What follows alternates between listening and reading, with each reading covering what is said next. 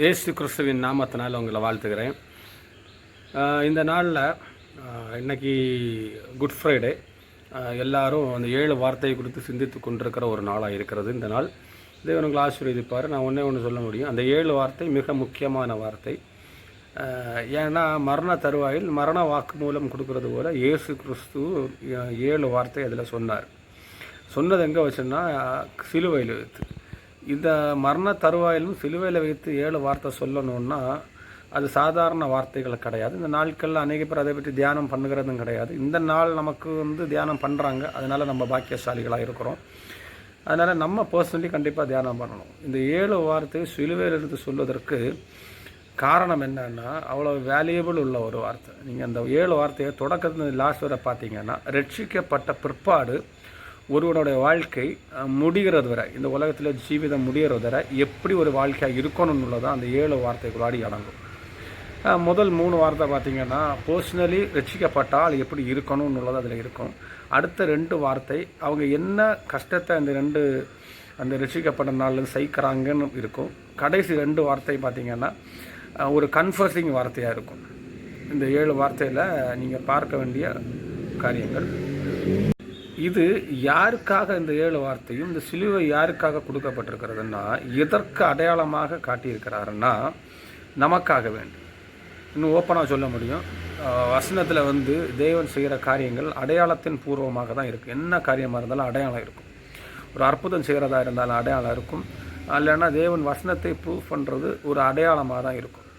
இங்கே சிலுவையில் அவர் இந்த 7 வார்த்தையை தொங்குறார். அல்லது சிலுவையில் அவர் மறிக்கிறதுக்கு காரணமே என்னன்னா, நம்முடைய ஆத்துமா நித்தியத்துக்கு நேராக போக வேண்டும் என்ற ஒரு சித்தம் மாத்திரம்தான். உலக பிரகாரமான ஆசீர்வாதத்துக்கு வேண்டி அவர் சிலுவையில் அடிக்கப்படலை. சிலுவையில் மறித்ததுக்கு காரணம் என்னுடைய ஆத்துமா நித்தியத்தில் போய் சேர வேண்டும்னு உள்ள ஒரு எண்ணத்தில் தான். அப்போ இதில் ஒன்று நம்ம கேட்கலாம், அந்த சிலுவையில் அடிக்கப்பட்டு அவர் 7 வார்த்தை சொன்னார், இதனால் எனக்கு என்ன பிரயோஜனம்? அதுக்கு காரணம் என்னன்னா, ஒரு வார்த்தை இயேசு கிறிஸ்து சொல்லியிருப்பார் சீஷர்களை பார்த்து. மத்தேயு 16ஆம் அதிகாரம் 24ஆவது வசனம். அப்பொழுது இயேசு தம்முடைய சீஷர்களை நோக்கி, ஒருவன் என்னை பின்பற்றி வர விரும்பினால் தன்னைத்தான் வெறுத்து தன் சிலுவை எடுத்துக்கொண்டு வரணுமா. இப்போ சிம்பிளாக ஒரு காரியம் என்னென்னா, சிலுவை எடுத்துக்கொண்டு வரணும்னு சீஷர்கிட்ட சொன்னவர் அதே சிலுவை எடுத்து காட்டினார். அப்போ அந்த சிலுவை எடுத்துக்கொண்டு நடக்கும் பொழுது இருக்க பாரங்களும் கஷ்டங்களும் அவமானங்களும் எல்லாத்தையும் அவர் செய்து காட்டினார். எப்பா, சிலுவையில் எடுக்க சொன்னது நான் தான், நீங்கள் என்னை பின்பற்றி வரணுன்னா சிலுவை எடுத்துக்கொண்டு வரணும்னு சொன்னேன். ஆனால் அந்த சிலுவையை எடுத்துக்கொண்டு வரணுன்னா எப்படி இருக்கும், அந்த சிலுவையின் பாரம் எப்படி இருக்கும், அந்த சிலுவையின் வாழ்க்கை எப்படி இருக்கும்னுள்ளதை அவர் செய்து காட்டினார். அதனால தான் நான் சொன்னது, தேவன் ஒன்று செய்து காட்டுறாருன்னா அது நமக்கு ஆவிக்குரிய விஷயத்தில் பலன் கொடுக்குறதா இருக்கும். அப்போ அந்த சிலுவை எடுத்துக்கொண்டு வரும் பொழுது கஷ்டத்தின் மத்தியில் எடுத்துக்கொண்டு அந்த சிலுவையில் என்ன பண்ணுறாரு, அடிக்கப்படுறார். அப்போ அந்த சிலுவையில் அடிக்கப்பட்ட பொழுது 2 காரியம் நமக்கு வெளிப்படுத்தி கொடுத்தாரு. சிலுவையில் அடிக்கப்பட்டவங்கள் எப்படி இருக்கணும், 2வது சிலுவையில் அடிக்கப்பட்டவர் என்ன நமக்கு செய்தார். இந்த 2 காரியம். சிலுவையில் அடிக்கப்படும் பொழுது அவருடைய வாழ்க்கை எப்படி இருந்துச்சு, சிலுவையில் அடிக்கப்பட்டனால இன்னொரு ஆளுக்கு என்ன நடந்துச்சு. அதான் சிலுவை எடுத்துக்கொண்டு நம்ம நடக்கும் பொழுது நமக்கு நம்முடைய வாழ்க்கை எப்படி மாறினது. இன்னும் 2வது காரியம், அந்த சிலுவை எடுத்தனால நம்முடைய வாழ்க்கை இன்னொரு ஆளுக்கு எப்படி பிரயோஜனம் உள்ளதாக இருந்ததுன்னு நாம் அறிந்து கொள்ள வேண்டும். இனி அந்த 7 வார்த்தைக்குள்ளாடி வரேன். ரொம்ப ஷார்ட் அண்ட் ஸ்வீட்டாக நான் சொல்ல விருப்பப்படுறேன். இந்த 7 வார்த்தைன்னு சொல்கிறது நான் முதல்ல சொன்னது போல் முதல் 3 வார்த்தை ரட்சிக்கப்பட்டவர்கள், சிலுவை எடுத்தவர்கள் உள்ளாடி. முதல் 3 வார்த்தை நம்முடைய இருதயத்தில் நம்முடைய வாழ்க்கை எப்படி மாறினது என்று நாம் சிந்தித்து கொள்ள வேண்டும். இதில் முதல் 3 வார்த்தை நீங்கள் பார்த்தீங்கன்னா மன்னிப்பு வருது. 2வது இன்று நீ என்னோட கூட பரதேசில் இருப்பான் இருக்கு. 3வது இதோ உன் தாய் இதோ உன் மகன். இந்த 3 வார்த்தை இது ஃபஸ்ட் திங் மன்னிக்கிற குணம், 2வது நம்பிக்கை கொடுக்குற குணம், 3வது அன்பு செலுத்துகிற ஒரு குணம். இந்த 3 குணம் ரட்சிப்புக்கு உள்ளாடி வந்தவங்களுக்கு இருக்கணும். சிலுவையை தூக்கினவர்கள் கண்டிப்பாக இந்த 3 வார்த்தைக்குள்ளாடி அவங்க என்ன பண்ணணும், அவங்கள வாழ்க்கை மாறி இருக்க வேண்டும். மாறலைன்னா நம்ம சிலுவையை தூக்குறதுனால பிரயோஜனம் இல்லை. ஒரு சிலுவையை தூக்கும்போது இந்த 3 காரியங்கள் நம்முடைய வாழ்க்கையில் மாறி இருக்கணும். ஒரு மன்னிக்கிற குணம் கண்டிப்பாக இருக்கணும். அந்த மன்னிப்பு இன்னொரு ஆளுக்கு பிரயோஜனம் உள்ளதாக இருக்கணும். அந்த மன்னிப்பினால் இன்னொரு ஆள் நம்மளை பார்த்து இவன் சிலுவையை தூக்குறவன் என்று சொல்லத்தக்க வண்ணமாக இருக்கணும். நம்மளோட சிலுவையில் முதல் இருக்க வேண்டியது மன்னிப்பு. ஏன்னா இயேசு கிறிஸ்து அந்த சிலுவையை தூக்கினவர் நமக்கு மன்னிப்பை கொடுத்தார். அப்போ அவருக்கு மன்னிக்கிற குணம் இருந்துச்சு. இந்த மன்னிக்கிற குணம் ரட்சிக்கப்பட்ட நமக்கு இருக்கணும்.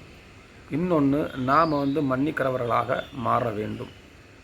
ரெண்டாவது, நம்பிக்கை. இப்போ தேவன் நம்பிக்கை கொடுக்குறவராக இருந்தார். இன்னும் சொல்ல போனால் அந்த சிலுவையை தூக்கின அவர் இன்னொரு ஆளுக்கு பரலோகத்தின் வாசலே திறந்து கொடுக்குறவராக இருந்தார். நீ என்னோடு கூட பரதேசில் இருப்பா என்ற ஒரு நம்பிக்கையை கொடுத்தார். அப்போ நம்மளுக்கு என்னன்னா, நமக்கு ஒரு ஹோப் இருக்கணும். நான் அந்த ரெண்டாவது காரியம், நான் பரலோகத்துக்கு போவேன்னு உள்ள நம்பிக்கை இருக்கணும். ரெண்டாவது, நான் பேசுகிற காரியங்கள், செய்கிற காரியங்கள் இன்னொரு ஆளுக்கு பரலோகத்துக்கு ரீதியாக நடத்துகிற காரியமாக இருக்கணும். மூணாவது என்னன்னா, இதோ உன் தாய், இதே உன் மகன் என்று சொல்லியிருக்கிறாங்க. அதில் என்ன வேல்யூ கொடுத்துருக்குறாங்கன்னா, சக மனிதர்களுக்கு கொடுக்க வேண்டிய அன்பும் வெகுமானத்தையும் கொடுத்துருக்கிறார். நான் இந்த உலகத்திலிருந்து செல்லும் பொழுதும் நான் ரட்சிக்கப்பட்டிருக்கிறேன் அப்படின்னு அந்த சிலுவையை தூக்கி கொண்டு இயேசு கிறிஸ்து அந்த சிலுவையில் இருக்கும் சொன்ன மூணாவது வார்த்தை என்னன்னா, நான் சிலுவையில் இருக்கும் பொழுதும் என்னுடைய எண்ணங்கள், சிந்தனைகள் எல்லாம் எப்படி இருந்துச்சுன்னா, இன்னொரு ஆத்மாவின் கூடிய அன்பு. அவன் என்ன மாதிரி சுச்சுவேஷனில் இருக்கிறான், வருத்தப்படுறவனாக இருக்கிறானா, பாரத்தோடு இருக்கிறானா, துக்கத்தோடு இருக்கிறானா, நம்ம பாதியில் விட்டுட்டு போகிறவர்களாக இருக்கக்கூடாது. இன்னும் சொல்ல போனால் நம்ம சிலுவையை தூக்கி இருக்கோம்னா, நம்மளை சுற்றி இருக்கிறவங்கள மேலே நமக்கு ஒரு பாசம் இருக்கும். அவங்க வாழ்க்கையும் நல்லா இருக்கும்னு ஒரு எண்ணம் இருக்கும்.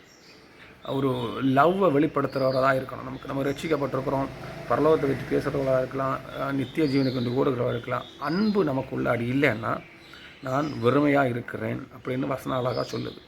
இது ஃபஸ்ட்டு ஃபேஸ். நீ அடுத்த ரெண்டு காரியம் என்ன இருக்குன்னா, என் தேவனே ஏன் என்னை கைவிட்டீர். அடுத்தது தாகமாக இருக்கிறேன். இந்த ரெண்டு காரியம். அப்போ இந்த தேவனை ஏன் கைவிட்டீர்னா, இந்த சிலுவையை தூக்கி கொண்டு நடக்கும் பொழுது இந்த உலகம் நம்ம ஏற்கனவே கைவிட்டனால தான் இயேசு கிறிஸ்துவ சிலுவையில் அறைந்தார்கள்.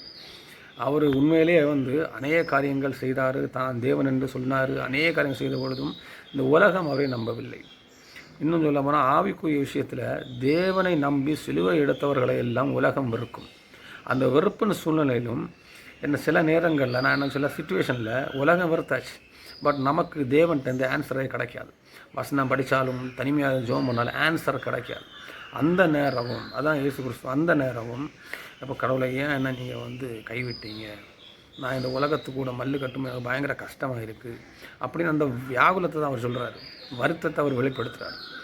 நான் கைவிட்டப்பட்ட சூழ்நிலையில் இருக்கிறேன்னா எல்லாரும் என்ன கைவிட்டாங்க, மனுஷர்கள் என்னை கைவிட்டார்கள். அவர் சொன்னார், தேவனை நீங்களும் பேசாமல் இருக்கிறீங்களே அப்படின்னு உள்ள வியாகுலத்தில் தான் அவர் சொல்கிறார். ஏன்னா அவர் மனுஷனாக தான் இந்த உலகத்தில் இருந்தார். சிலுவை தூக்குன நமக்கும் சில நாட்கள், சில நேரங்களில் அடுத்த ஃபேஸ் ஆஃப் லைஃப் எப்படின்னா, நம்ம கைவிட்ட சூழ்நிலையில் இருப்போம். யாருமே பேச மாட்டாங்க, அடிக்கப்பட்டு ஒருவராக நம்ம என்ன பண்ணுறோம், சிலுவையில் தொங்கப்பட்டுட்டு இருப்போம் இந்த இயேசுவின் காரியத்துக்காக. அந்த நேரமும் வசனத்தின் மூலியமாக நம்ம ஆறுதல் கிடைக்காது, மெசேஜ் மூலியமாக ஆறுதல் கிடைக்கும். அந்த நேரம் நமக்கு என்ன சொல்ல முடியும்னா, we have to be silent. கஷ்டம்தான், துக்கம்தான், நமக்கு ஒரே ஒரு எண்ணம் இருக்கணும், நித்திய ராஜ்யத்தில் எனக்கு ஒரு இடம் இருக்குன்னு சொல்லி இருக்கிற அனுபவம் தான் நெக்ஸ்ட் ஃபேஸ். அடுத்தது என்னென்னா, தாகமாக இருக்கிறேன்னா என்னுடைய வாஞ்சை, என்னுடைய சித்தம், எண்ணங்கள் எல்லாமே அந்த ஜீவ தண்ணீருக்குள்ளே தாகமாக இருக்கிறது. சமாரிய ஸ்திரீயை பார்த்து இயேசு கிறிஸ்து சொல்லுவார், நீ என்னட்ட தண்ணி கேட்டால் நான் உனக்கு தண்ணி கொஞ்சம் கொடுத்துருப்பேன், அந்த தண்ணி உனக்கு தாகத்தை உண்டாக்காத தண்ணியாக இருக்கும். அதனால தான் அழகாக வெளிப்படத்துலையும் சொல்லியிருக்கு, ஜீவ தண்ணீரே உனக்கு கொடுப்பேன் குடிக்கிறதுக்கு. இப்போ தாகம் இருக்குன்னா தண்ணி வேணும். அந்த தண்ணீர் இந்த உலகத்து ரீதியாக பார்க்குற நேரம் மொத்தமாக நமக்கு என்ன, இந்த உலகத்துலேருந்து ஒரு நன்மையான காரியங்களும் நமக்கு எடுக்க முடியாது. இந்த உலகத்துக்குரிய காரியம் நமக்கு தேவையில்லாத ஒரு காரியான அளவில் சிலுவை நம்மளை கொண்டு சேர்க்கும். இதுதான் உண்மையில் ஒரு ஸ்பிரிச்சுவல் லைஃப்பில் போகிற விஷயம். என்ன தான் கஷ்டமோ கஷ்டமோ உலகத்து ரீதியாக்குள்ளே அநேக காரியத்தில் தாகம் இருக்கும். ஆனால் நம்மளால் முடியாது. சிலுவையில் அடிக்கப்பட்டவர்களுக்கு நம்மளால் பேச முடியும். என்னென்ன காரில் எனக்கு தாகமாக இருக்குது, இந்த உலகத்தில் வாழ்கிறதுக்கு எனக்கு இன்னும் தாகமாக இருக்குன்னு எண்ணத்தில் சிந்தனை வறுமை ஒழிய நமக்கு ஒன்றுமே பேச முடியாது. இன்னும் ஆவிக்குரிய விஷயத்தில் பார்த்தா ஒரு தாகம் நமக்கு உள்ளாடி இருக்கும். அந்த நித்திய ஜீவன் தண்ணீரை நான் குடிப்பதற்கு தாகமாக இருக்கிறேன்னு ஒரு எண்ணம் இருக்கும். அதான் தாகமாக இருக்கிறேன். நெக்ஸ்ட்டு ஃபேஸ் ஆஃப் லைஃப் என்னன்னா, கன்ஃபர்சிங் சொல்கிற நேரம், முடிந்தது, என்னுடைய ஆவியை உங்களுடைய கைகளில் ஒப்படைக்கிறேன். முதல் காரியம் முடிந்ததுன்னா இட்ஸ் பிளான். அப்போ ஏதோ ஒன்று தொடங்கினது, அந்த பிளான் கம்ப்ளீட் ஆகுது. ரட்சிக்கப்பட்ட ஒரு வாழ்க்கையில் ஒரு பிளான் தொடங்கப்படுகிறது. அந்த பிளான் என்னாவது கம்ப்ளீட் ஆகிறது. எப்படி கம்ப்ளீட் ஆகிறது, நம்ம கொடுக்கப்பட்ட வாழ்க்கை ஒரு பரிசுத்த வாழ்க்கையாக நிறைவடைகிறது தான் இந்த பிளானுக்கு எண்டு. ஸ்டார்டிங் எப்படி இருக்கும்னா, சிறு பிள்ளையாக நம்ம வளர்ந்துருப்போம். அதில் வந்து தேவன் தான் அந்த ஆவியை நமக்குள்ளாடி வைக்கிறாரு. பிற்பாடு ரட்சிக்கப்பட்ட பிறகு என்னுடைய வாழ்க்கை பரிசுத்த வாழ்க்கைக்கு நேராக நான் ஓட்டி கொண்டிருக்கிறேன். நித்திய ராஜ்யத்துக்கு நேராக ஓட்டி கொண்டிருக்கிறேன். உலகத்தில் அநேக கஷ்டம் வரும், துக்கம் வரும், பிரயாசம் வரும், தேவனை விட்டு விலகிற சூழ்நிலையில் அநேக காரியங்கள் நம்ம வாழ்க்கையில் நடக்கும். இதெல்லாம் நான் சகிச்சு எல்லாத்தையும் ஜெயித்து நான் கடைசியில் ஒரு வார்த்தை சொல்லணும். எப்படி சொல்லணும்னா, முடிந்தது, என்னுடைய லைஃப் ஓட்டம் முடியுது, நான் அதை வந்து சந்தோஷமாக முடித்தேன், நித்திய ராஜ்யத்தை கண்டு முடித்தேன், எனக்கு மாம்ச இச்சைகளெல்லாம் அடித்து முறித்து நான் முடித்தேன், பரிசுத்த வாழ்க்கையோடு நான் முடித்திருக்கேன். அந்த முடிந்துன்னு உள்ள வார்த்தையை சொல்லி நெக்ஸ்ட்டு கன்ஃபர்ஸிங் என்னென்னா, அதில் என்னுடைய ஆவி உம்முடைய கைகளில் நான் கொடுக்குறேன். அப்போ நம்முடைய ஆவிகளை அப்போ அன்றைக்கு என்னன்னா, கிரைஸ்ட் ஓப்பனாக சொல்கிறேன், எனக்கு தந்த பிளான் நீங்கள் எனக்கு என்ன கொடுத்தீங்களோ அதை நான் முடித்தேன், ஒன்றும் நான் மிச்சம் வைக்கல. சிலுவையை தூக்கினவர்களுக்கு ஒரு அவேர்னஸ் இருக்கணும். நம்ம வந்து முடிக்கத்தக்க வண்ணமாக நம்முடைய வாழ்க்கையை ஓட்டி கொண்டிருக்கிறோமா? ஏன்னா சிலுவையில் தூக்குறவங்க, சிலுவையில் அடிக்கப்பட்டவர்கள் அதை வந்து இந்த வார்த்தையை கன்ஃபர்ஸ் பண்ணியிருக்கேன், நான் முடித்தேன், சந்தோஷமாக முடித்தேன்னு சொல்லிவிட்டு நெக்ஸ்ட் அதோட விடலை, நீர் எப்படி எனக்கு ஆவியை கொடுத்தீங்களோ அதே போல் நான் என்னுடைய ஆவி உம்முடைய கரங்களில் கொடுக்குறேன்.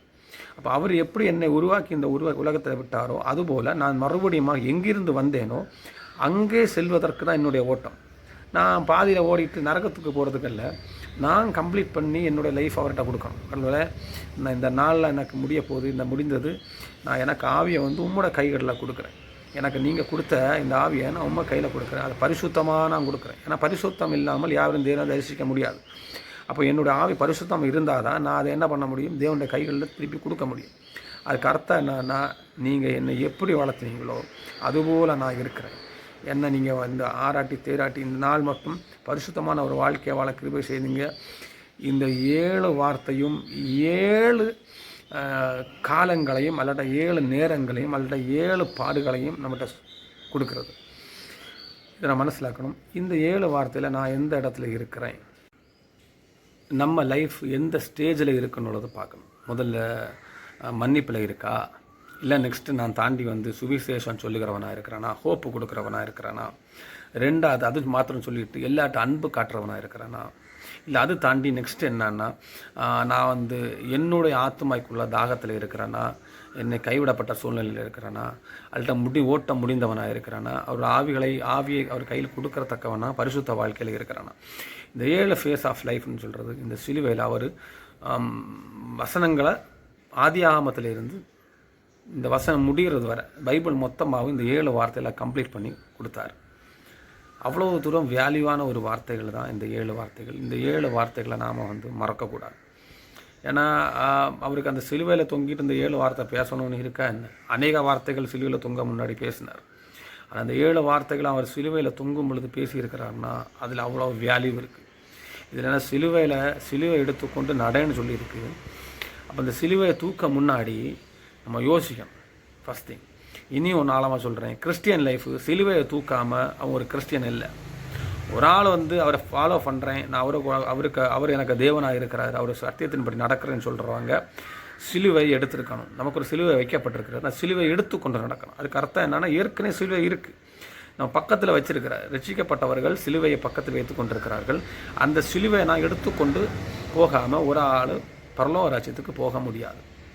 இந்த 7 ஃபேஸை கடக்காமல் ஒரு ஆளுக்கு வந்து நித்திய ராஜ்யத்துக்கு போக முடியாது.